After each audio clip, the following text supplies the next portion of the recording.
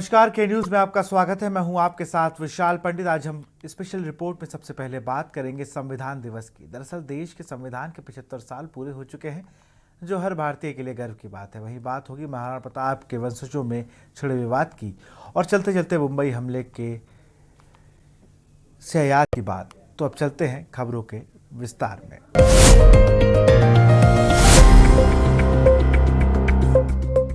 राष्ट्रपति द्रौपदी मुर्मू ने संविधान दिवस पर पुरानी संसद के सेंट्रल हॉल में दोनों सदनों के सदस्यों को संबोधित किया।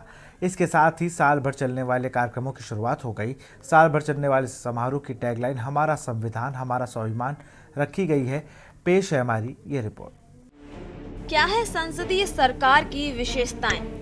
बहुमत दल का शासन, पालिका का विधायिका के प्रति सामूहिक उत्तरदायित्व, विधायिका में मंत्रियों की सदस्यता, प्रधानमंत्री या मुख्यमंत्री का नेतृत्व, निचले सदन लोकसभा या विधानसभा का विघटन। भारतीय संसद ब्रिटिश संसद की तरह एक संप्रभु निकाय नहीं है। भारत की संसदीय सरकार में निर्वाचित राष्ट्रपति संवैधानिक मुखिया होता है। देश के संविधान के 75 साल पूरे होने पर पुरानी संसद के सेंट्रल हॉल में विशेष कार्यक्रम हुआ। इसमें राष्ट्रपति द्रौपदी मुर्मू, उपराष्ट्रपति जगदीप धनखड़, लोकसभा स्पीकर ओम बिरला भी मौजूद रहे। आयोजन की थीम हमारा संविधान हमारा स्वाभिमान रखी गई। संविधान अपनाने की 75वीं वर्षगांठ पर सिक्का और डाक टिकट भी जारी किया गया।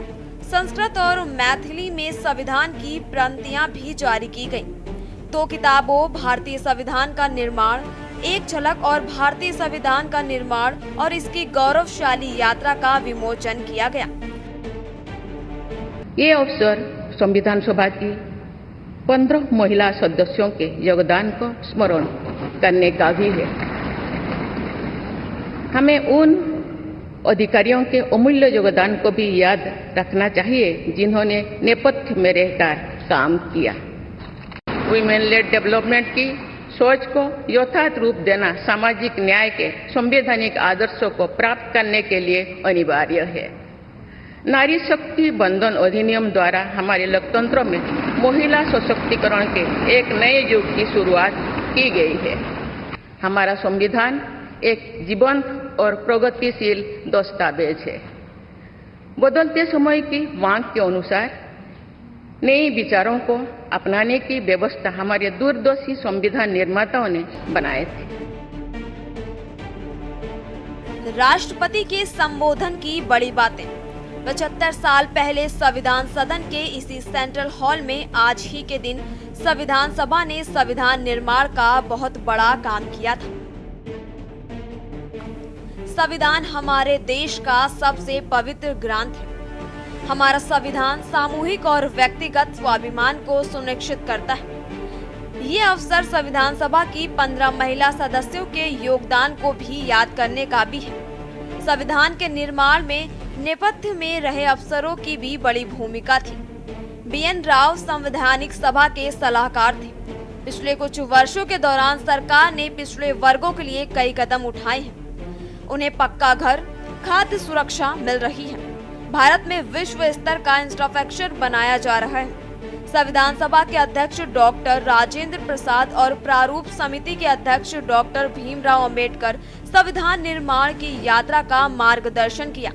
बाबा साहेब अंबेडकर ने संविधान में प्रगतिशील और समावेशी समाज की बात अंकित की है। आपको बता दें कि आयोजन में पहली बार PM नरेंद्र मोदी और लोकसभा में विपक्ष के नेता राहुल गांधी एक ही मंच पर बैठे नजर आए। बता दें कि संविधान सभा ने 26 नवंबर 1949 को भारत का संविधान पारित किया था। सामाजिक न्याय एवं अधिकारिता मंत्रालय ने 19 नवंबर 2015 को एक अधिसूचना में 26 नवंबर को हर साल संविधान दिवस के तौर पर मनाने की बात कही थी।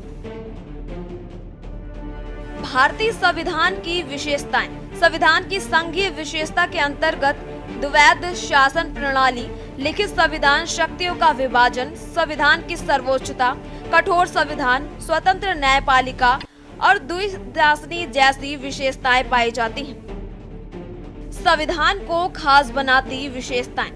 सबसे लंबा लिखित संविधान, विभिन्न स्रोतों से लिया गया संविधान, संघटनात्मक एवं एकात्मक का मिश्रण, सरकार का संसदीय स्वरूप, संसदीय संप्रभुता और न्यायिक सर्वोच्चता, कानून का शासन, एकीकृत और स्वतंत्र न्यायपालिका, मौलिक अधिकार, राज्य के नीति निर्देशक सिद्धांत, मौलिक कर्तव्य, धर्मनिरपेक्षता।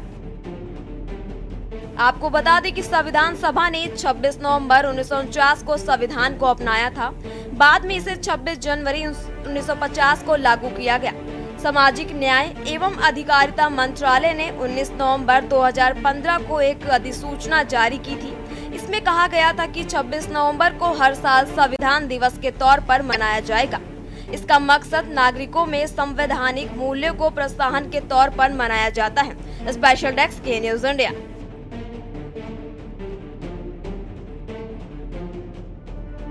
उदयपुर जिला प्रशासन ने शहर में स्थित सिटी पैलेस में विवादित हिस्से के लिए रिसीवर नियुक्त किया है। अधिकारियों के अनुसार ये फैसला विश्वराज सिंह और उनके समर्थकों के पूजा स्थल धूणी के दर्शन के लिए प्रवेश करने को लेकर हुए तनाव के बाद किया गया है। उदयपुर का सिटी पैलेस उस समय खबरों में आ गया जब महाराणा प्रताप के वंशजों में झड़प हुई और हालात तनावपूर्ण हो गए।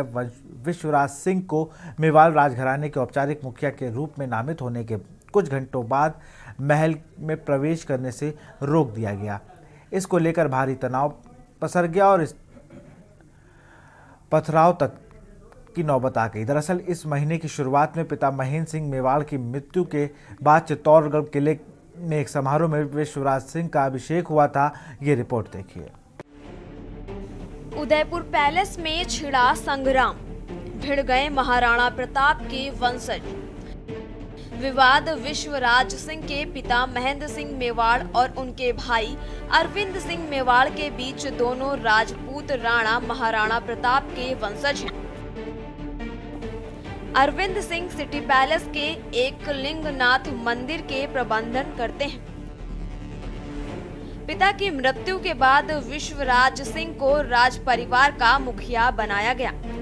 परंपरा के मुताबिक विश्वराज सिंह ने पारिवारिक मंदिर और सिटी पैलेस जाने का फैसला किया। चाचा अरविंद सिंह ने शाही अनुष्ठानों के तहत अपने भतीजे की इस यात्रा का विरोध करते हुए एक नोटिस जारी कर दिया। इस फैसले के बाद विवाद और गहरा गया। ये मेवाड़ परिवार महाराणा प्रताप का वंशज है। फिलहाल मंदिर और महल दोनों ही अरविंद के नियंत्रण में है, जो उदयपुर में श्री एकलिंग जी ट्रस्ट के अध्यक्ष और प्रबंधक न्यासी भी हैं। अरविंद सिंह ने अपने भतीजे की शाही रस्मों के तहत पारिवारिक मंदिर और सिटी पैलेस में जाने की योजना का विरोध करते हुए एक नोटिस जारी कर दिया है। इसमें अतिक्रमण या संपत्ति को नुकसान पहुंचाने पर कानूनी कार्रवाई की चेतावनी दी गई, जिसके बाद सिटी पैलेस के गेट के बाहर भारी पुलिस बल तैनात किया गया। મને खुशी है कि मेवाड़ा मनक सही बात वास्ते आवाज़ उठा सके और हमारे और भी खुशी है कि सही बात वास्ते आवाज़ उठा सके, लेकिन कानून हाथ में नहीं लेवे, सभ्यता हूँ आवाज़ उठावे, क्योंकि मेवाड़ साहस वास्ते तो मशहूर है लेकिन सभ्यता वास्ते भी मशहूर है। लेकिन एक बात भी खेद है कि कई तरह हूँ जो प्रशासन की जो कमियाँ है वह नज़र आई कि अतरो समय वे गयो लेकिन फिर भी दर्शन नहीं रह सके। आपको बता दें कि चित्तौड़गढ़ किले में अभिषेक समारोह के बाद विश्वराज सिंह और उनके समर्थक महल और मंदिर जाने के लिए उदयपुर पहुंचे, लेकिन भारी संख्या के कारण उनकी मंशा पूरी नहीं हो पाई, जिससे वो महल में प्रवेश नहीं कर पाए। विश्वराज सिंह के समर्थकों ने बैरिकेड्स पार करने की कोशिश की, लेकिन पुलिस ने उन्हें रोक दिया। उदयपुर कलेक्ट्रेट और एसपी सहित वरिष्ठ अधिकारियों ने मामले को सुलझाने के लिए विश्वराज सिंह और उनके समर्थकों से बात की। उन्होंने अरविंद सिंह के बेटे से भी चर्चा की, लेकिन कोई नतीजा नहीं निकला। वहीं प्रदेश नहीं दिए जाने पर विश्वराज सिंह और उनके समर्थन जगदीश चौक पहुंच गए, जो सिटी पैलेस से कुछ ही मीटर की दूरी पर है। विश्वराज सिंह के कई समर्थक जगदीश चौक पर जमे रहे और बताया जा रहा है कि देर रात सिटी पैलेस के अंदर से पथराव भी हुआ, जहां पे दर्शन करने को लेकर कल विवाद पैदा हुआ था। जिसमें हमने कई बार पैलेस के लोगों के साथ नेगोशिएशन किया कि वो कितने लोगों को अंदर अलाउ कर सकते हैं। तो 10 से 12 बार से ज़्यादा नेगोशिएशन किया गया, जो नेगोशिएशन हमारी फ़ेल हो गई। उस नेगोशिएशन को फ़ेल होने के बाद कोई कानून व्यवस्था ना बिगड़े, इसके बाद हमने उसको CRPC के तहत उसको रिसीवरी में लिया है और थानाधिकारी घंटाघर को उसका रिसीवर नियुक्त किया है। रिसीवर का मतलब ये है कि वो उतना जो विवादित स्थान है वो सरकार के कब्जे में रहेगा और उसके बारे में आगे क्या निर्णय है, दोनों पक्ष अपना अपना, अब तो न्यायालय में मामला चलेगा, अपना पक्ष देंगे, जवाब देंगे और उसके बाद उसके बारे में निर्णय लेंगे।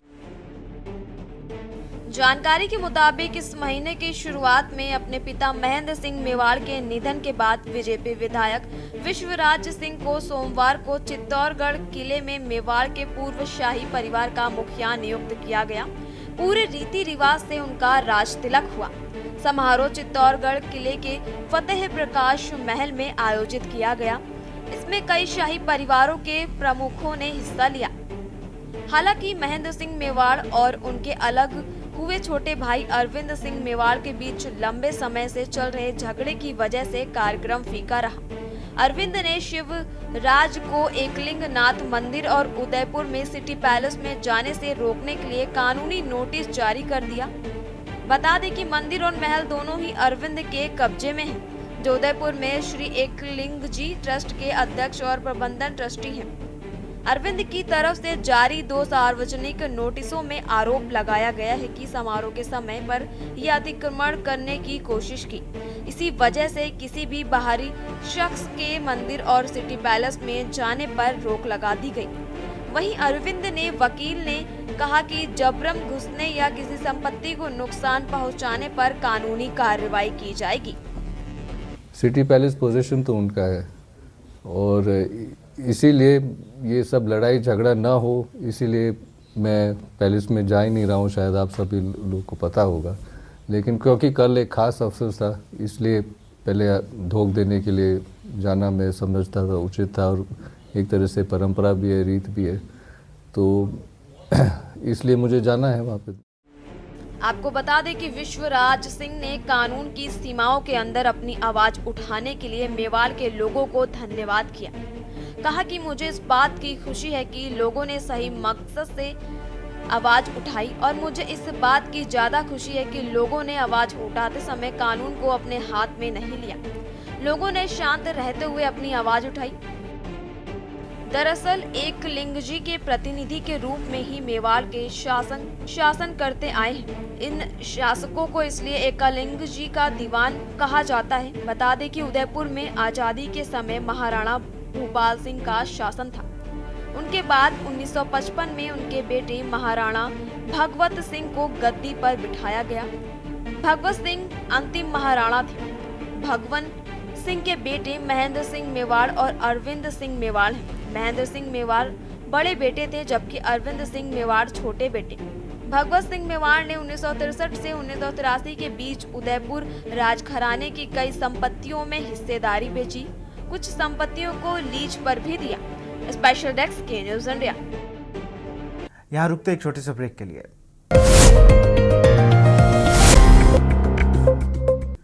देश के लिए 26 नवंबर की तारीख जितनी खास है, साल 2008 में उतनी भयावह भी साबित हुई। दरअसल 26 नवंबर को संविधान दिवस मनाया जाता है, तो वहीं दूसरी ओर देश की आर्थिक राजधानी कहे जाने वाले मुंबई में ऐसा आतंकवादी हमला हुआ जिसे शायद ही कोई भारतीय भूल पाए। इस रिपोर्ट को देखिए। मुंबई हमले की स्याह यादें।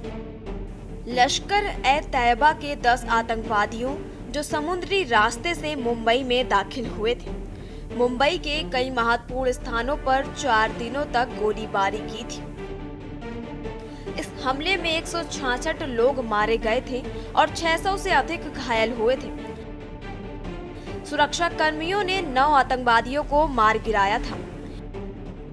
मुंबई पुलिस ने एक आतंकवादी अजमल कसाब को जिंदा पकड़ा था, जिसे बाद में फांसी दी गई। 26 नवंबर की रात को एकाएक मुंबई पर आतंकवादी हमला हुआ। किसी को भी इस बात की भनक तक नहीं थी कि यह आतंकवादी हमला इतना बड़ा हो सकता है। बता दें कि 26 नवंबर 2008 लगभग रात 8 बजे आतंकवादियों ने कोलाबा के पास मछली बाजार में नाव छोड़ी और अलग अलग समूहों में बंटकर शहर में प्रवेश किया। उनके पास भारी हथियार, ग्रेनेड और नक्शे थे जिन्हें उन्होंने हमले के लिए उपयोग किया। स्थानीय मछुआरों ने आतंकवादियों को नाव से उतरते देखा और उनकी संदिग्ध गतिविधियों पर शक किया। मछुआरों ने पुलिस को सतर्क करने की कोशिश की, लेकिन पुलिस ने इसे गंभीरता से नहीं लिया। यह लापरवाही आतंकवादियों को शहर में घुसने और अपने हमले को अंजाम देने का मौका दे गई। मुंबई में उतरने के बाद आतंकवादियों ने पहले अपने ठिकाने और लक्ष्यों का निरीक्षण किया। इसके बाद वे Taj hotel, Oberoi hotel, Nariman house, CST station और अन्य स्थानों पर हमले करने के लिए निकल पड़े। उनके नापाक मसूबे पहले से ही सैटेलाइट फोन और पाकिस्तान में बैठे हैटलर्स द्वारा निर्देशित थे।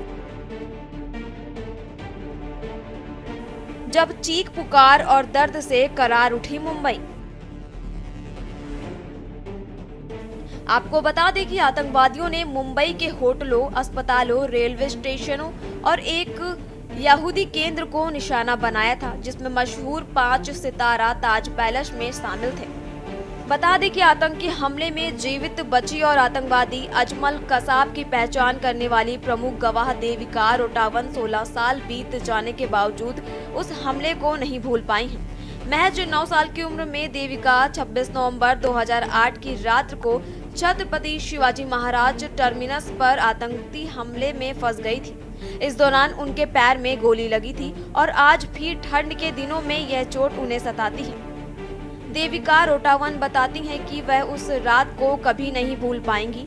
16 साल बीत गए हैं, लेकिन मुझे अभी भी याद है कि मैं क्या कर रही थी, कहां जा रही थी और हमला कैसे हुआ।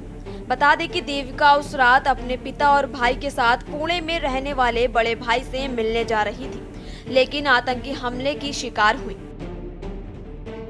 16 सालों में वो यादें मेरी आज तक नहीं मिटी है। उस रात को मैं कभी भूल नहीं पाई हूँ। अब तक मुझे वो याद है कि उस रात को मैं कहाँ थी, कहाँ जा रही थी, कैसा वो हमला हुआ। मेरे लिए वो रात भूलना नामुमकिन है और मैं ऐसा सोचती हूँ कि अगर मैं वो रात को भूल जाऊंगी तो मैंने आतंकवाद को माफ कर दिया, जो कि मैं गलती से भी नहीं करना चाहती हूँ। फिट एंड फाइन तो नहीं हूँ मैम, आज भी मुझे गोली लगे हुए मेरे पैर में वो दर्द होता है, वो दर्द अभी भी उतना ही है, निशान आज भी मेरे पैरों में है। जब मुझे हॉस्पिटल से डिस्चार्ज मिला गया था, मैं मेरे राजस्थान गांव गई थी। उसके बाद कुछ दिनों बाद मुझे मुंबई क्राइमिनल्स ऑफिसर से कॉल किया गया। मेरे पापा से बात की है, बोले कि आप कोर्ट में आके गवाही दोगे। हमने बोला हम रेडी है। मेरे पापा ने दोनों आतंकवादी को देखा था और मैंने कसाब को। फिर 10 जून 2009 को मैं और मेरे पापा ने जाके कोर्ट रूम में कसाब को आइडेंटिफाई किया था। हमारे सामने 3 शख्स रखा था, उसमें से मुझे कसाब को पहचानना था। कसाब जो जस्ट सबके साइड में फर्स्ट में बैठा था वो आतंकवादी कसाब था। तब मैं कोर्ट रूम में गई थी, मैं बैसाखी से चलती थी। मन तो ऐसा हुआ था इसे बैसाखी फेंक के मारूं या मुझे कोई गन दे दो तो मैं सभी खत्म। पूरा मास्टरमाइंड जो आतंकवादी पाकिस्तान में बैठे, वो जब खत्म होगा तब लगेगा कि हाँ मुझे पूरा इंसाफ मिला है, उसके पहले लगेगा कि नहीं मिला है। कसाब तो एक मच्छर था, कसाब जैसे ना जाने वो लोग कितने पालते होंगे। आज फिर कोई और कसाब तैयार कर रहे होगे तो क्या होगा। मैं नहीं चाहती कि कोई और देविका बने, मैं नहीं चाहती कोई और ऑफिसर शहीद होए। कौन कौन हुआ था शहीद? 26/11 आतंकवादी हमले में तत्कालीन आतंकवाद निरोधी दस्ते ATS के प्रमुख हेमंत करकरे, सेना के मेजर संदीप उन्नीकृष्णन, मुंबई के अतिरिक्त पुलिस आयुक्त अशोक कामटे और वरिष्ठ प्रमुख निरीक्षक विजय सालस्कर हमले में जान गंवाने वाले लोगों में शामिल हैं। बता दें कि 26 नवंबर 2008 की शाम थी। ख्वाबों का शहर मुंबई अपने शबाब पर था। हर शाम की तरह ये शाम भी गुलजार होती जा रही थी कि अचानक शहर का एक इलाका गोलियों की आवाज से दहल उठा। हमले की शुरुआत लियोपोल्ड कैफे और छत्रपति शिवाजी टर्मिनस CAT से हुई थी। इस 26/11 आतंकी हमले में 26 विदेशी नागरिकों सहित 166 लोगों की मौत हुई थी, जबकि इस हमले में करीब 600 लोग गंभीर रूप से घायल हुए थे। प्रत्यक्षदर्शियों का कहना है कि आतंकी पागलों की तरह हर तरफ गोलियां बरसा रहे थे। उससे पूरी मुंबई में दहशत का माहौल था। 29 नवंबर तक चले आतंकवादी हमले में छत्रपति शिवाजी महाराज टर्मिनस, ओबरॉय, टाइटन्स, ताजमहल पैलेस और टावर, लियोपोल्ड कैफे, कामा अस्पताल और नरीमन हाउस यहूदी सामुदायिक केंद्र को निशाना बनाया था। आतंकवादी हमले की कुछ तस्वीरें तो ऐसी हैं जिन्हें आज भी कोई नहीं भुला पाया, जिनमें ताजमहल पैलेस के गुंबई में लगी आग शामिल है। स्पेशल डेस्क के न्यूज इंडिया। तो फिलहाल स्पेशल रिपोर्ट में इतना ही। देखते रहिए के न्यूज इंडिया। नमस्कार।